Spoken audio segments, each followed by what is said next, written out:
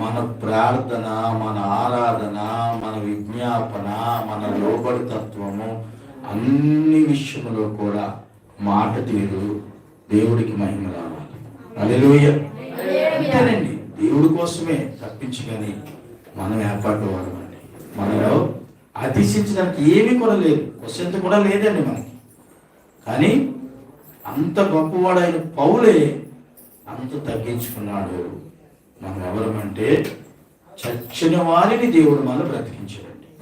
అవునండి, చచ్చిన వారిని దేవుడు ఏం చేస్తున్నాడు? మనల్ని మాట మాటికి బ్రతికిస్తున్నాడు, స్వస్థపరుస్తున్నాడు. నీ ఆరోగ్యం బాగుంటుందని దేవుడు చెప్తున్నాడు. ఈరోజు నేను నిలబెడతానని దేవుడు చెప్తున్నాడు. ఈరోజు నేను ఆశీర్వదిస్తానని దేవుడు చెప్తున్నాడు. నేను నిన్ను నిలబెట్టాను కనుక నేను నీకు తోడుగా ఉంటానని దేవుడు చెప్తున్నాడు. ఎంతమంది అనుకుంటే నీకు ఎందుకో, నువ్వు నమ్మిన దేవుడు నిన్ను కాపాడుతాడు. అంతే, అదే విశ్వాసం మీద ఉండు. నిన్ను నమ్మిన దేవుడు, నువ్వు నమ్మిన దేవుడు నిన్ను స్వస్థపరుస్తాడు. ఆయన నీ కొరకు రక్తం కార్చాడు, ఆయన నిన్ను స్వస్థపరుస్తాడు, మంచి ఆరోగ్యం ఇస్తాడు. ప్రార్థన చేయి, ప్రభు చూడు, దేవుళ్ళు సాగు. కాడ ఊపిరి వరకు కూడా దేవుళ్ళు సాగుతున్నాం. అంతే, కడ ఊపిరి వరకు కూడా మనం దేవుళ్ళు సాగుతాం. ఆయన నిత్య సంకల్పం చొప్పున ఆయన మనకి పరలోక భాగ్యం ఇచ్చాడు. ఆ పరలోక రాజ్యంలో, ఆ పరలోక భాగ్యంలో ఆ దూతలు, ప్రధాన దూతలు, మహాదూతలతో మనలో కూడా దేవుడు ఆయన పక్కన కూర్చోబెట్టుకోవడానికి సిద్ధంగా ఉన్నాడు. గట్టిగా చప్పట్లు దేవుడు అంటాడు. హల్లెలూయా. ఆయన అలాంటి విధానం మనకి ఇచ్చాడు కనుకే దేవుడు గొప్పోడయ్యాడు. అందుకే మనం ఆయన పిల్లలు, మీరు నా పిల్లలు ఏమండి, పరిమళ వాసన రావాలా, సుగంధ వాసన రావాలా. ఎవరు అనుకుంటే అనుకోని నీ పోజు పెరిగిపోయిందని, నీకెందుకు? ఏమండి మాట చెప్తాను, మనుషుల దగ్గరికి ఎలా ఉండాలి అలా ఉండాలండి. ఆమె చెప్పండి, అరే చెప్పండి, పక్కలకు చెప్పండి. అంతేనండి. దేవుడి దగ్గరికి వచ్చేసరికి లేకపోతే నేను ఏం చేస్తారా, ఇలాగంటారు. అది దేవుడి దగ్గర లోబడాలి. ఎవరి దగ్గర ఎలా ఉండదో అలా ఉండాలి. అలా ఉంటే ఎవరు అనుకునే నీకు అనవసరం.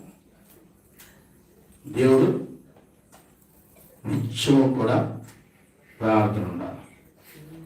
ప్రార్థన ఉండాలి. డాక్టర్లు చెప్తారు నీకు కిడ్నీలు పోయి అంటారు, లేదా గుండె బాగాలేదంటారు, లివర్ బాగాలేదంటారు. ఏమండి, అది మార్చాలి ఇది మార్చాలి అంటారు. అవుతుందా?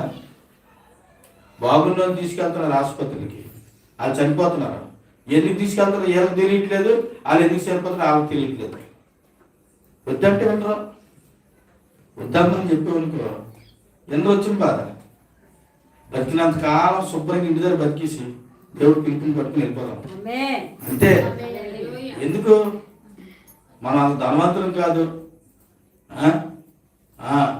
ఎందుకంటే ఉంటే ఆయన ఇప్పుడు పిల్లలు ఆయన తెలుసు, నాకు ఏ జబ్బు లేదు అనుకుని బతకాలి. హల్లెలూయా.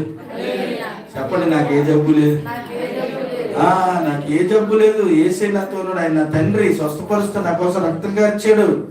అంతే, ఆయన పరమ వైద్యుడు. ఆయనకు తెలుసు నేను ఎలా కాపాడాలి. ఏమండి, అందుకని ఎప్పుడైనా మనము దేవుడు చేసిన కార్యాలను బట్టి లోబడాలి తప్పించుకొని. ఏమండి, దేవుడు చూసి, ఎందుకంటే ఆయన పరమాత్ముడు, పరమ ప్రభు. అందుకే మన ప్రభువుకి లోపడాలి కదండి. ప్రభుకు లోపడాలి. ప్రభుకు లోబడి మన జీవితాల ముందుకి కొనసాగించే ధన్యత దేవుడు మనకిచ్చిన గాక. ఆమేన్. దేవుడి మాటలు దీవించిన గాక. ప్రార్థన చేసుకుందాం. మహాపరిశుద్ధుడా, గొప్ప దేవుడా, నీ స్తోత్రం. నా తండ్రి, మేము చచ్చిన వారమైందిగా మా అపరాధముల చేత, మా పాపముల చేత నాయన మీ కనికరం ద్వారా మమ్మల్ని బ్రతికించారు. పరిశుద్ధుల సహవాసములు శ్వాసముగా మాకు ఇచ్చారు. అందుని బట్టి స్తోత్రములు ప్రభా. మేము ఏపాటి వారం తండ్రి, మాలాంటి వారిని మీ కృపలో మమ్మల్ని జ్ఞాపకం చేసుకున్నారు. అందుని బట్టి వందనాలు, స్తోత్రములు చెల్లిస్తున్నాం. నువ్వు మంచి దేవుడివి, మాట్లాడే దేవుడు అని పరిశుద్ధుడివి తండ్రి, నీకు స్తోత్రములు. నాయన, ఒకప్పుడు పౌలైతే సంఘాన్ని ద్వేషించాడు, సంఘంలోనికి ఎవరిని రానవలేదు, మరి సంఘాన్ని భయపెట్టాడు. కానీ అలాంటి పౌలును ప్రభావం ఎంతో గొప్పగా మార్చుకుని సౌలును పౌలుగా మార్చి ఆయన్ని నీ సేవకుడిగా చేసి